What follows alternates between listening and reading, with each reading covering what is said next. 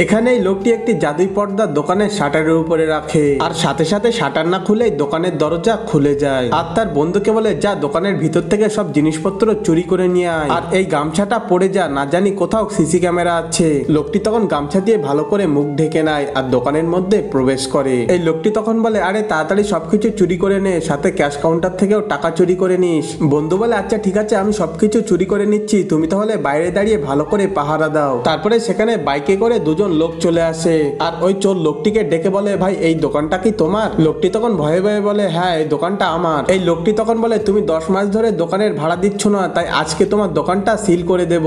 বিনা ভাড়া দিয়ে তুমি দোকান চালাতে পারবে না। তাই তারা দোকানে তালা মেরে দেয়। এরপর ওই চোর দুটোর সাথে অনেক খারাপ হয়। কিন্তু তার আগে তুমি যদি তোমার মাকে মন থেকে ভালোবাসো তাহলে ভিডিওতে লাইক করে চ্যানেলটি সাবস্ক্রাইব করো আর কমেন্টে আই লাভ ইউ মা লিখে দাও। এদিকে ওই লোকটি ভয় পেয়ে দোকানের শাটারে বাড়ি মারতে থাকে আর বাইকে থাকা লোক দুটি তখন তাদের সন্দেহ করে আর তাদেরকে ধরে নিয়ে যায়।